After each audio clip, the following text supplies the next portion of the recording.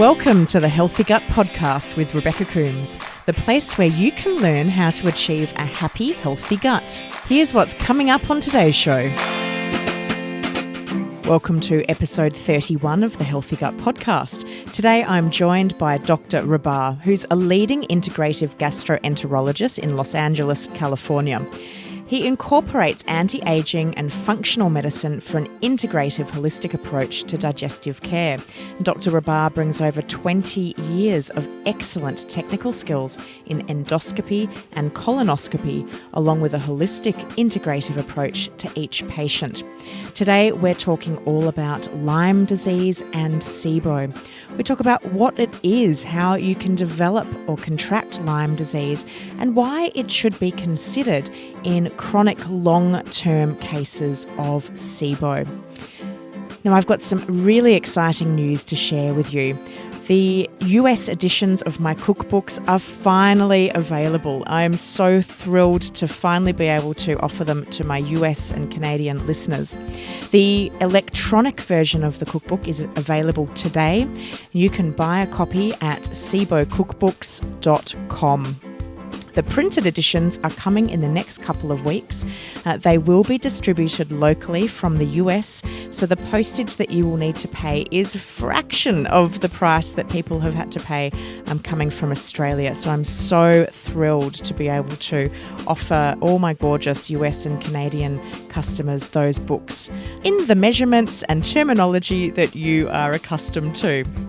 I'm also coming on tour to the US, and I'm going to be running some really great events across the country as I launch my US cookbooks.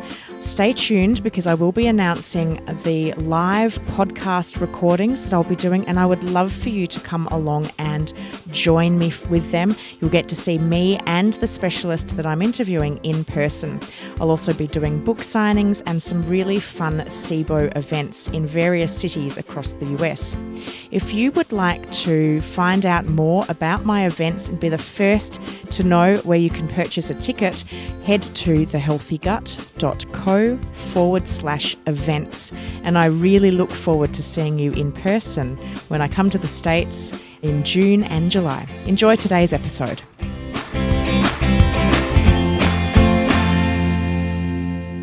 Welcome to the Healthy Gut Podcast, Dr. Rahbar. It's wonderful to be sitting here in your office in Los Angeles, and I'm really looking forward to today talking to you about Lyme disease and all of the other factors that go along with a condition like Lyme disease and SIBO. So welcome to the Healthy Gut Podcast. Great. Thank you for inviting me. I appreciate it. My pleasure. So first of all, as I always start with my guests who come onto the Healthy Gut Podcast, I really love to know why someone has ended up specialising in gastroenterology with an interest in things like Lyme and SIBO as well. So if you could tell my listeners a little bit about how you got to be where you are today. Well, it's just a sense of curiosity and realizing at times that what we were seeing in the office, I could not explain based on the knowledge base that I was carrying prior to that. Okay. Back in 2012, we had several patients who had dysbiosis, both in the form of SIBO and or fungal, and we were dealing with it, and they got better, but it was difficult to treat them. They did not behave like my other patients. They were a little bit easier to treat. And eventually somebody was smart enough that made the diagnosis a tick-borne illness for them. And I had just asked the question, is this scenario something is going to repeat itself? Okay, so at that time I went ahead and educated myself further in the diagnosis and understanding of tick-borne illnesses. And from there on, we realized that this was quite of a common problem. Okay, so a lot of patients who fall into the domain of chronicity and ongoing symptoms, they may have an underlying chronic infection that may be underlying the scenario. And it's interesting, and I was saying to you just before we started recording that prior to seeing you speak last year at the SIBO Symposium in Portland, I'd never really heard of Lyme disease. I'd heard of ticks. We have ticks in Australia, but really my awareness of becoming quite unwell with tick-borne illnesses was pretty minimal, I would have to say. Where I live in Australia, it's cold and we don't really have a lot of ticks. Not like our friends in the northern, warmer areas of Australia. So Lyme disease, I think, has more of an awareness around it. It's had a bit of a positive, I don't know if positive is the right way of saying it, but it's had a bit of a PR coverage. So there's exposure on Lyme disease. If you could talk about what Lyme disease is, but also more broadly in terms of tick-borne illnesses. Yeah, absolutely. So it's very important to get the terminology and definitions correct here. The term Lyme disease in U.S., it generally refers to an acute infection by Borrelia burgdorferi, which is a spirochete type of bacteria. And this was first, described back in the 1990s from the East Coast, from the area where the Lyme was most noted. And from there was a definition of an acute Lyme presentation. Generally, patients have a bullseye rash and joint pains, maybe fever, other symptoms, but the clinical scenario is one of an acute illness. However, experience now shows, at least from what I have seen and my other colleagues that I've communicated with, that the acute presentation may not be present. And patients may acquire the bacteria and may go right into the chronic model and continue to do well or have some mild symptoms and live with it, but generally patients know something is not right. This type of condition, may eventually be diagnosed as chronic Lyme, and I'm going to call it quote-unquote chronic Lyme because the term chronic Lyme is not currently recognized in classical textbooks and ICD-10, and I do believe there's a push to eventually make a case definition for this scenario, so this will be recognized in the medical literature as well.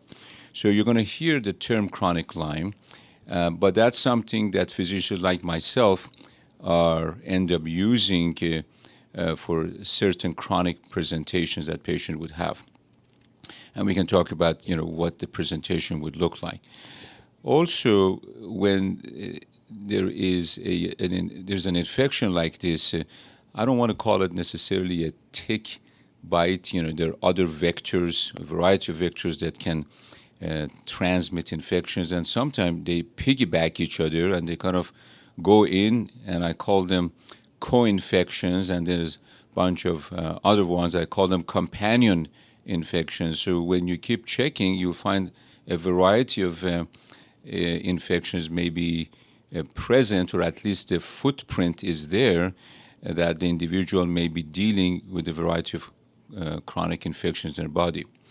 The clinical presentation depends on the balance of the immune system and how the immune system is dealing with these infections. Okay, and that is dictated by other factors: stress, sugar consumption, alcohol, lack of sleep, exposure to heavy metals, environmental toxicity, and also exposure to biotoxins, part of that being mold exposure, which may be very common in many parts of the world. And the vectors, being a tick or something of that nature, they're also very common. And I think with the atmosphere change and the way our climate is changing, there are some theories that these are becoming more aggressive. Okay. So it doesn't really take very much for one to get exposed to these. And you don't really need a tick bite. The majority of the transmission is done by nymph, which is probably 1/10 of the size of a tick. And it's very hard to see those things.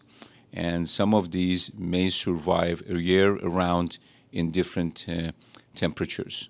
Obviously, if the temperature is temperate, is a little humid, there are trees, there's bushes, there's dirt, they love to hang out around there. So sitting on a rock climbing experience may be enough for one to pick up the bug. And if one has the proper genetic predisposition, especially if there are issues with detoxification, patients may end up harboring these infections and presenting with a variety of chronic symptoms.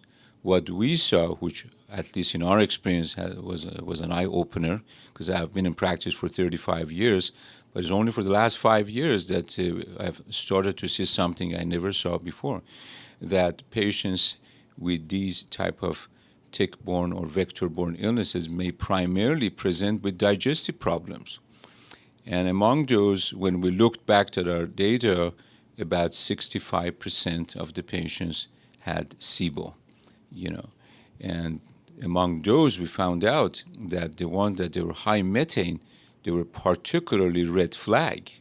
Indeed, if I saw somebody with a high methane, I'm going to now start to look for evidence of immune dysregulation and history that may suggest patient might have been in a proper environment to have acquired a tick-borne or vector-borne illness. It's incredibly interesting, particularly given that I hear from a lot of people that are methane dominant chronic. They've been going through multiple rounds of SIBO treatment with either very minimal change or no change to their readings when they're doing their breath tests, and feeling pretty rotten. And one of the reasons why I'm so excited to have you on the podcast today is so that we can be talking about tick-borne or vector-borne illnesses, so that people that are listening can perhaps be thinking about this with their physician if they haven't yet considered something like a chronic infection like this. If we go back to the beginning in terms of how we actually can pick up this infection, how do the ticks or the nymphs get into our system? Is it through a bite? Is it through consumption of an infected food? How does it actually work? I am not aware of oral intake contributing to transmission of infection. I'm not going to say it is not possible, but it's not something I've come across. Sexual transmission has been described. It has also been challenged, but it has been described, and I think is an area of concern. In our practice, we clearly have seen what I call family clustering. And you see a husband and a wife having evidence of a vector-borne illness. Then the children have it. Well, what is the explanation? Were they exposed to the same tree and yard and pets at home? Or there was a sexual transmission, between husband and wife, and also the transmission from the mother through utero to the child? I don't have all the answers, but it is an area that is concerned. And when I see one family member, I always ask for other family members. That's very interesting. And at the time of infection, can you be aware that something has happened, or can it, in effect, lie dormant or not noticeable to the human that something has infected them? Well, 95% of our patients did not recall a vector bite. 5% did.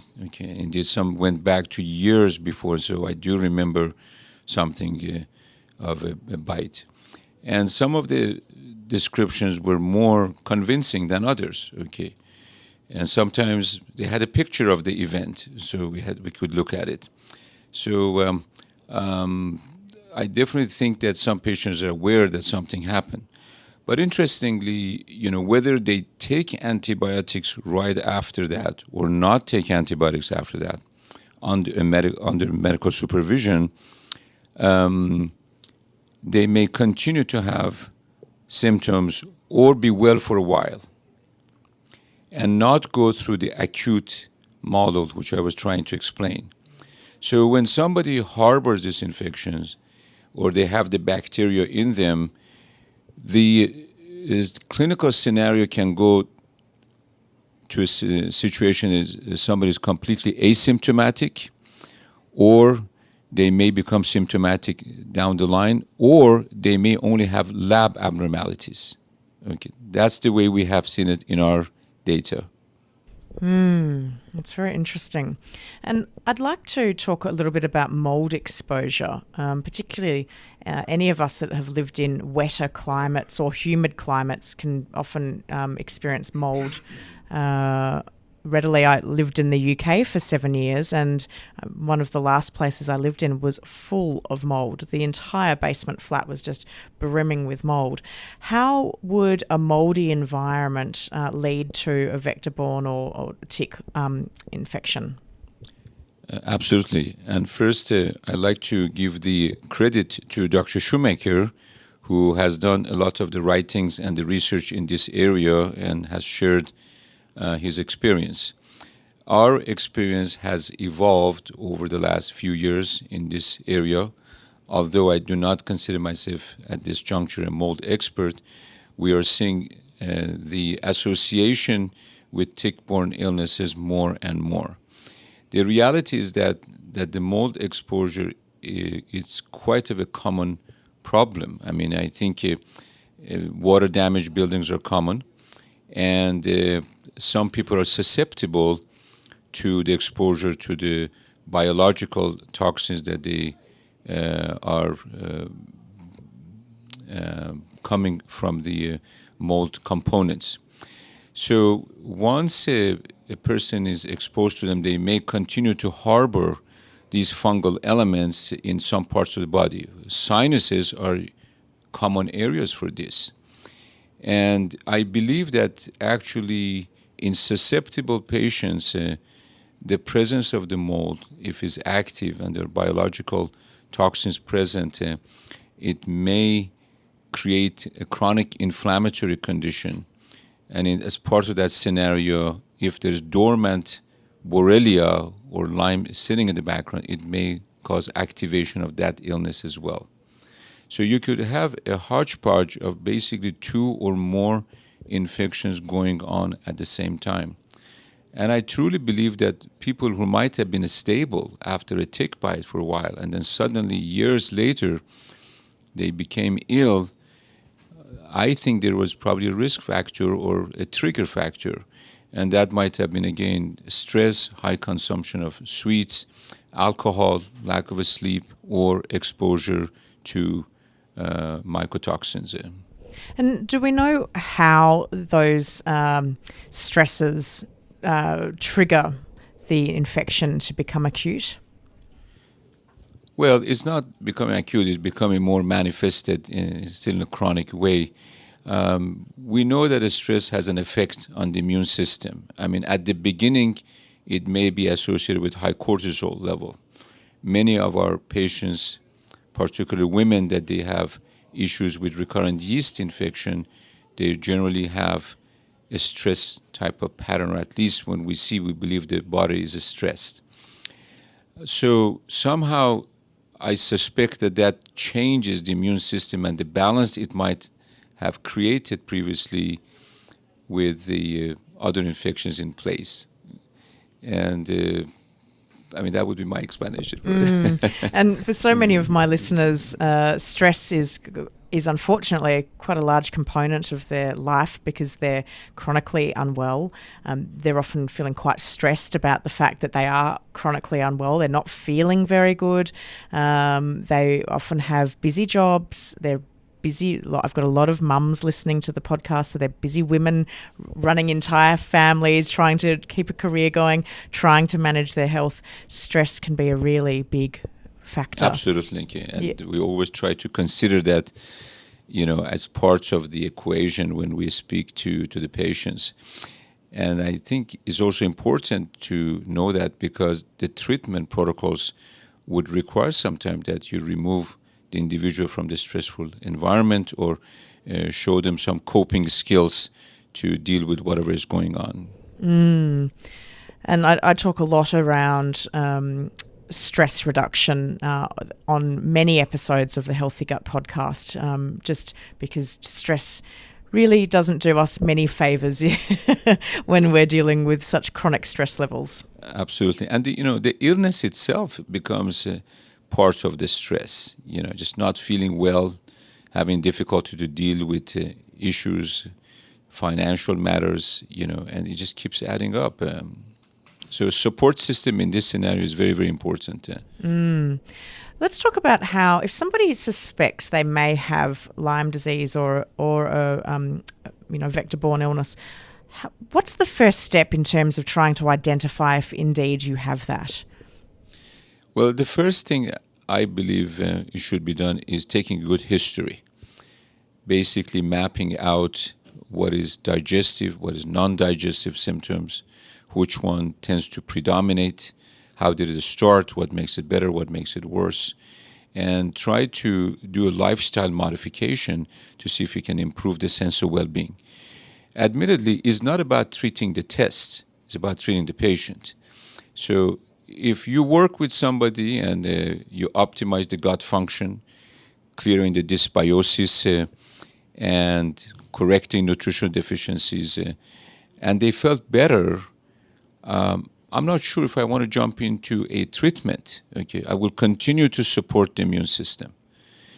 On the other hand, sometimes we do all of those things and still somebody may have difficulty with eating, maintaining weight, sleep issues, anxiety, thought process, cognition, memories.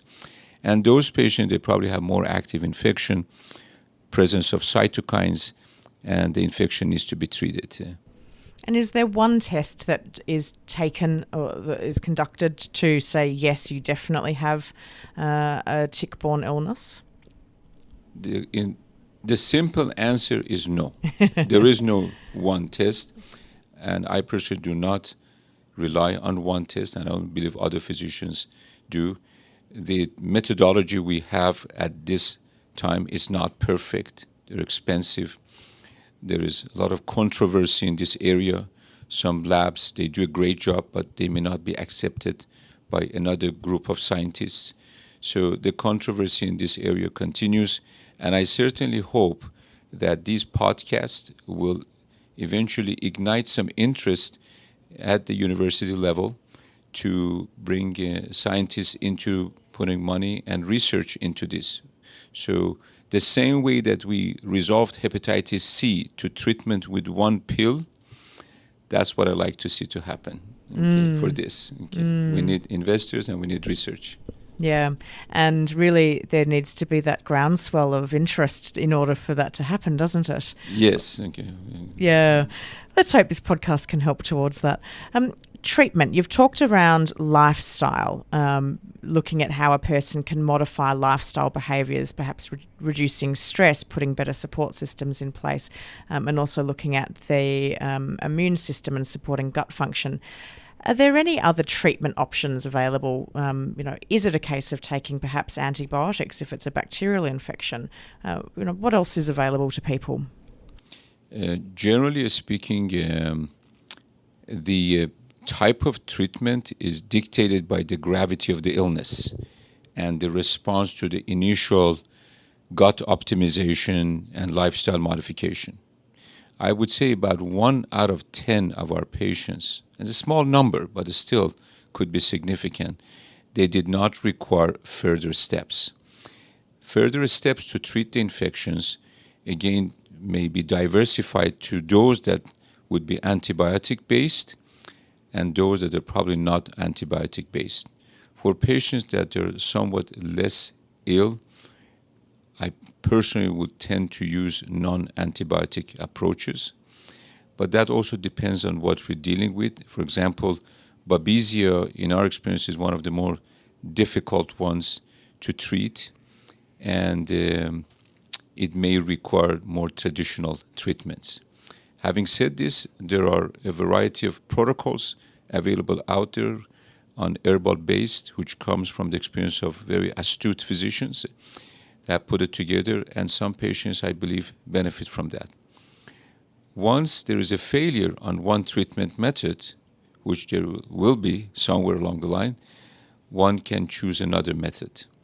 I've also been impressed by some of the results we have seen in our patients with treatment with ozone treatment, even though it's not part of the standard treatment, but it's something I've heard more about it, and we have had experience with a few patients. And the ozone treatment, if patients can tolerate this, I believe may have some role with or without the ultraviolet light treatment in treatment of these patients with vector-borne illnesses. My listeners haven't heard about ozone treatment before because we haven't talked about it. Are you able to explain what it actually is?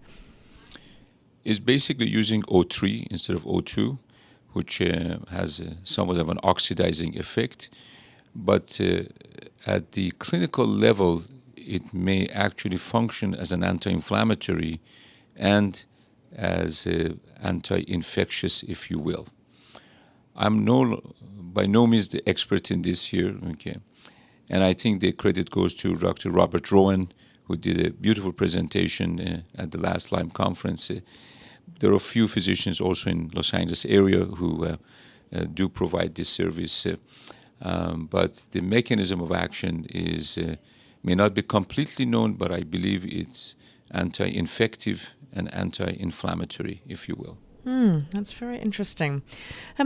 Let's talk about the connection with SIBO. Is there a clear pathway in terms of why SIBO and Lyme disease or a vector-borne illness can be so interlinked, and why in particular you're seeing such prominence with people that have chronic or high methane SIBO and also Lyme disease?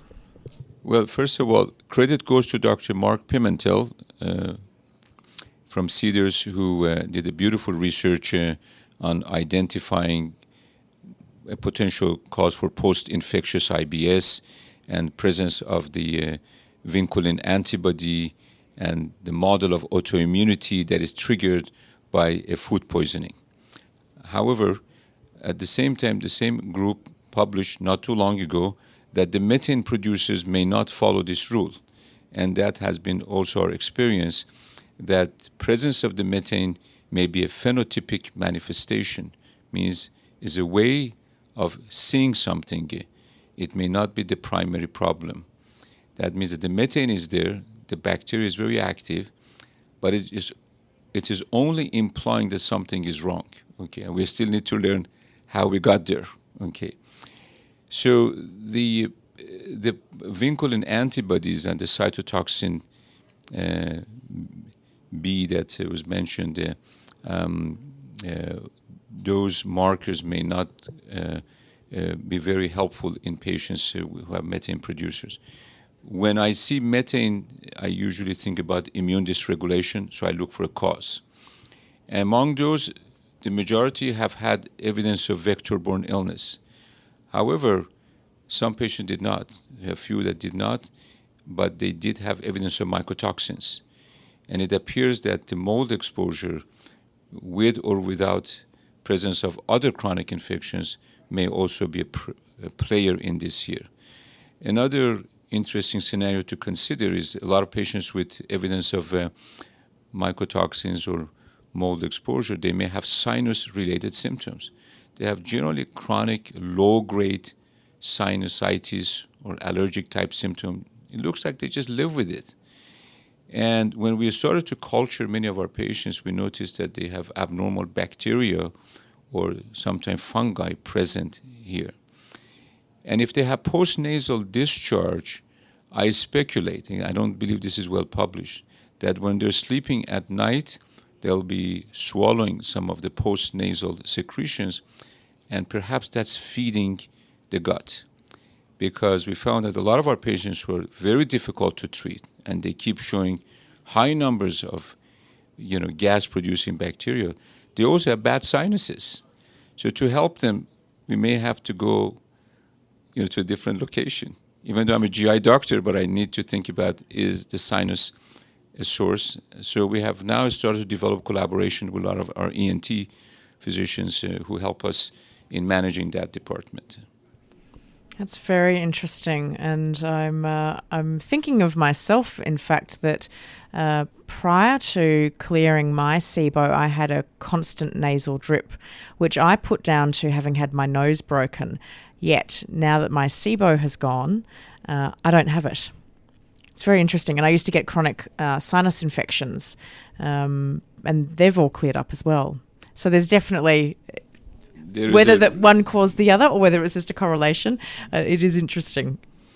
If there's food sensitivity, it may add to sinus symptoms. So definitely one can feed another. It could be a vicious cycle. Many patients who have maybe milk or gluten or egg protein sensitivity, they may be more congested. They produce more biofilm, more mucus, and just becomes a source of bugs to grow. And I think you feed the bug, then you have more food sensitivities, more leaky gut, and you're back in a vicious cycle. Okay, at least theoretically, it's a model that I think about it. Definitely. Do you see with the lab results that people with SIBO that have high methane generally have lower numbers coming through in hydrogen, or can they also, that may have a vector-borne illness, or do you find that they can also have high hydrogen, high methane, chronic illness? Any of those patterns, in my opinion, would be possible. Indeed, you can have very high hydrogen, and that's by itself is an indication that is something wrong. I mean, my flags would be up looking for something if I see numbers over 100 for hydrogen. And if they're both elevated, even more concern. And if they keep switching from one end to another, again, that would be another pattern that would concern me. Okay. And if we talk about methane, I generally talk about methane above 10. Okay.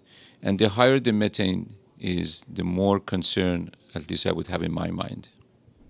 It's interesting. I actually had somebody send through, they've just recently been diagnosed with SIBO, and they said I have all sorts of things sent through to me.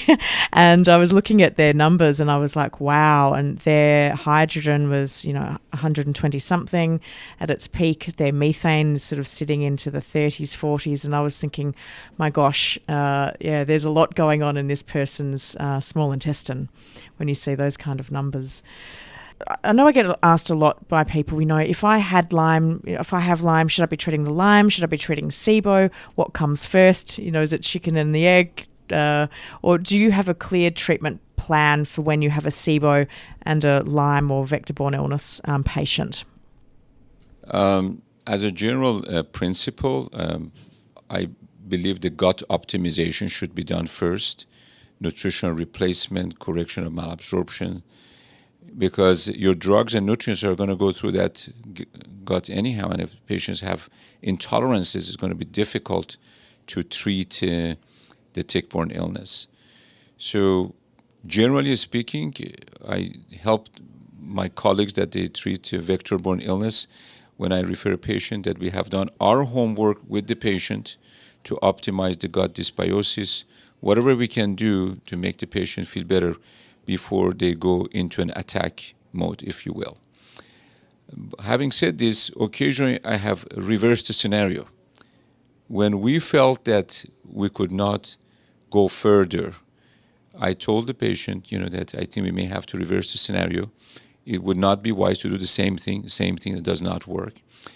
And we may have to go and try to deal with the tick-borne illness and then come back and look at the gut dysbiosis.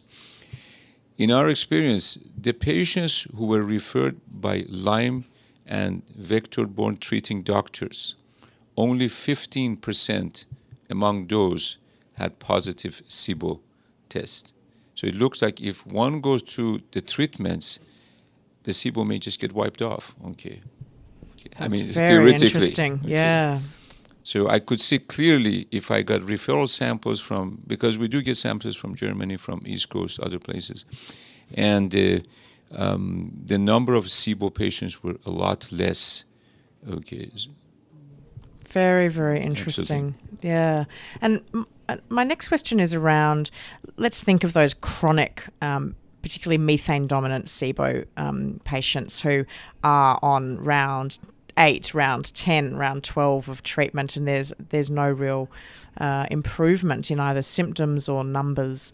Do you have any advice for them on what they could perhaps be looking at doing with their practitioner if they're just not getting anywhere? Well, after the second or third round, I believe if I'm not seeing eradication, I'm not sure if I want to just come up with another round of treatment, because the chances are that that patient would have a recurrence. Okay, you may be able to eradicate, but they may have a recurrence. Whether I want to keep treating them, it depends on the degree of symptoms that they have. If they're highly symptomatic, I may want to treat them again and see if I can give them some relief. Sometimes I see high methane and patients have very little symptoms, and this is one of the challenges, that the correlation to the symptoms is not one-to-one, and it may be more that the presence of the methane is a biomarker of something being wrong. Yeah, and so it's really about playing private investigator in your own body. That's and right. Yeah. Looking at what else is happening. Exactly. Yeah. Yeah. What are the treatments that you like to use when it comes to SIBO treatments? I mean, the standard treatments are out there. I mean, we also do some alternative treatments, which is my modification of what I've seen from the literature. I mean, you can call it Rahbar's way of doing it. It's not adequately published, so I don't know to what detail I want to go into that. But we generally start with traditional treatments, and I do give both options to the patients. I mean, what is available out there now, it is the rifaximin with or without neomycin. Generally, if there is methane present, and if we suspect a fungal element, I may also use an antifungal concurrently. Okay. I generally do not use probiotics at the beginning. As we get later on, we may introduce probiotics cautiously. And again, lifestyle modifications. Alcohol is a risk factor for recurrence. That has been well demonstrated. Slow eating habits, avoidance of eating and or drinking, in my opinion, within 2 to 3 hours before going to bed. Using prokinetics, and elemental diet. These are all options out there. Okay.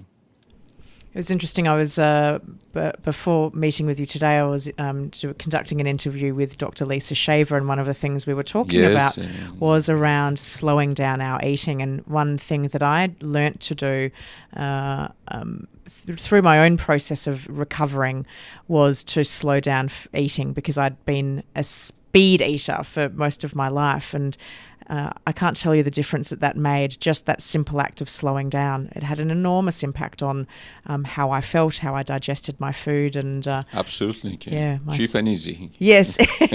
One of the freest and easiest things I did in that whole treatment process. And another one that I always tell my patients is hot water. Okay. I think the heat actually, to me, activates the enzymes. Okay. Have a soup or broth or hot water or light colored tea with your meal, as opposed to cold water, okay, in small amounts. And I think you will see additional benefit from that. And is that to be consumed whilst eating, so along with the food? Or? Absolutely, with the food, yeah. Yeah, that's very interesting. That's another free thing to try. Absolutely. Yeah. There is some debate around whether Lyme disease or even really tick-borne illnesses exist. And just very recently in Australia, we have a debate show that airs late at night, and there was a whole panel of specialists and people debating the existence of tick-borne illnesses in Australia, with certain physicians saying it does not exist. Lyme disease does not exist, and these illnesses that you claim simply do not exist. What's your advice to someone who's listening that might be in a country like mine where it really isn't recognised, yet they feel that perhaps that they might even remember an incident, or they feel that this is really resonating, this podcast today, and they'd like to explore it further, but they're meeting with resistance. Do you have any advice for them on what they could do? It is hard for me to answer that question. I'm not sure if I'm in the proper position. I'm hoping that from what we share, somebody attention will come forward and they're willing to do additional research in this. Okay, I mean, my purpose of doing all of this would be to see if we can ignite, somebody's interest to take on the project and say, look, we do need to investigate this. The reality is that, this is the story of the big elephant, in the room. And the controversy goes, across the continents. But I don't think people are stupid. the patients we have seen in the office are extremely intelligent, extremely methodical, and there's a huge amount of energy behind these people trying to express their concern. I think it's worth for the authorities to consider in at least listening to this and see what is it that needs to be done to say yay or nay. And just in terms of for people listening to understand whether they might have been at risk for infection, what are some common tick areas? You did mention trees, and you said that sitting on a rock, if you're rock climbing, might also put you at risk.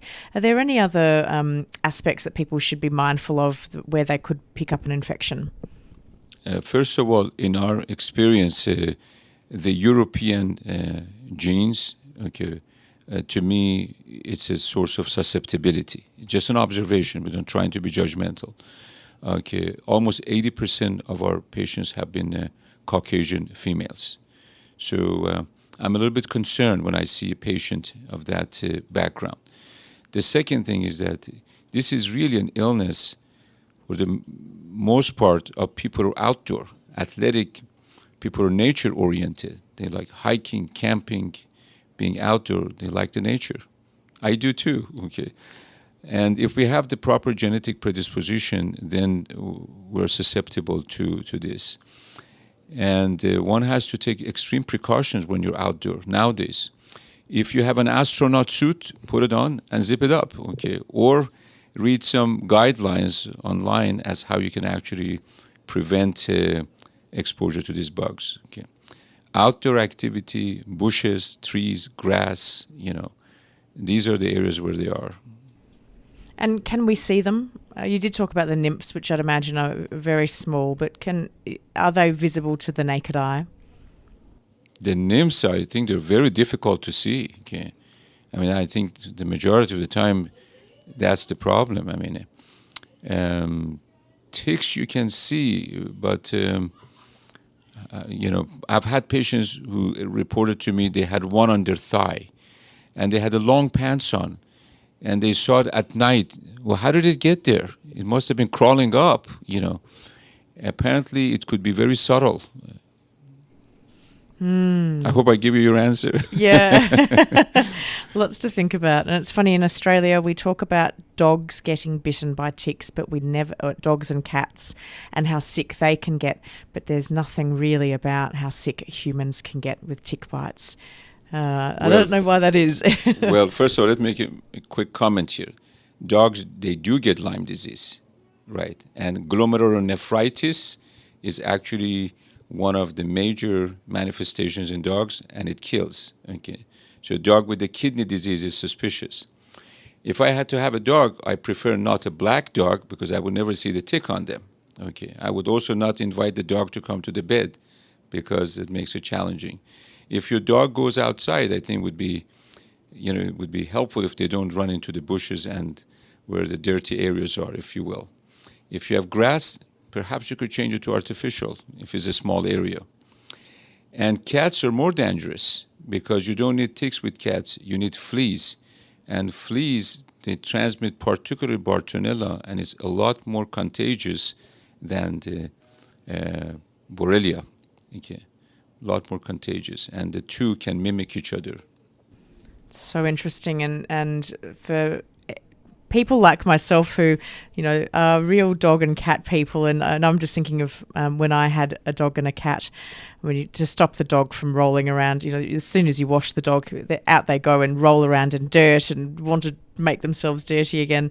And don't bring them in. Yeah. Wash them before they come in. Well, my dog and cat slept in bed with me when I was growing up, and I'm just thinking of all the possible exposures. But you look healthy, so I'm not so worried. Yeah.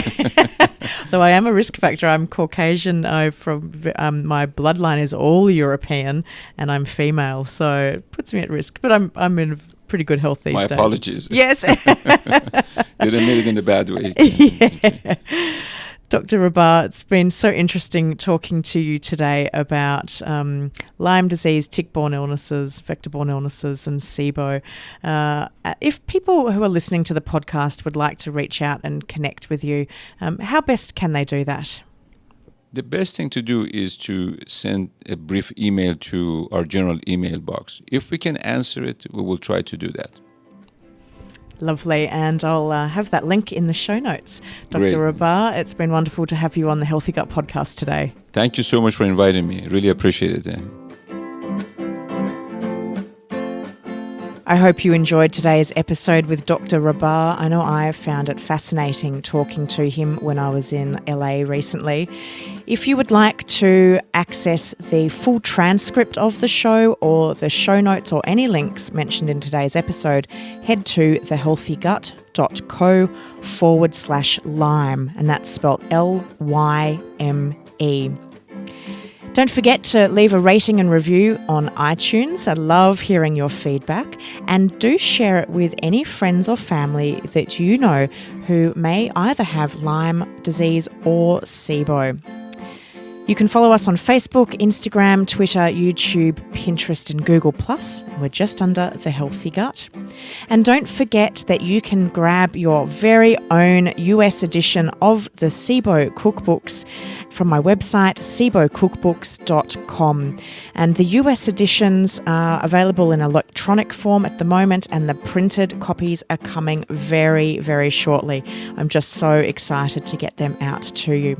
So head to sibocookbooks.com to either purchase the electronic copy now, or you can put your name and details down so that I can tell you when the printed books become available. And I am coming on tour to the US. I can't wait to come back over and see all of your gorgeous, lovely faces.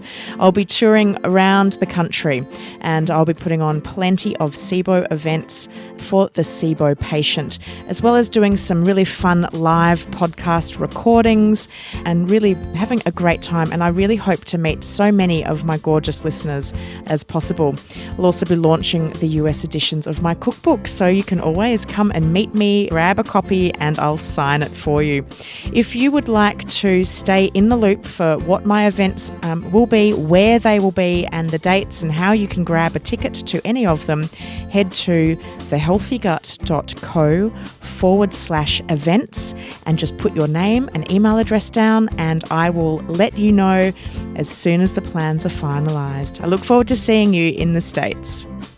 Coming up on next week's show, I'm joined by Dr. Anthony Hobson. And Dr. Hobson is my first British gastro specialist. I'm so excited to have him come onto the show. We talk all about functional gastroenterology, and we look at things like motility and the migrating motor complex, the role that stress plays on the function of the digestive system, and why we need to be looking at what's going on further upstream and further downstream as well. So I hope you enjoy next week's episode with Dr. Anthony Hobson. You've been listening to the Healthy Gut podcast with your host, Rebecca Coombs. To learn more about the Healthy Gut or our podcast, head to thehealthygut.co/podcast. And as we are fully funding this podcast, if you would like to help support the continuation of this podcast so that we can continue to bring you future episodes, all you need to do is make a contribution at thehealthygut.co/podcast. We would like to thank Belinda Coombs for the production, editing, and original music score of this podcast. To hear more of Belinda's music, head to soundcloud.com/Belinda Coombs. The Healthy Gut podcast is a production of The Healthy Gut. Thanks for listening.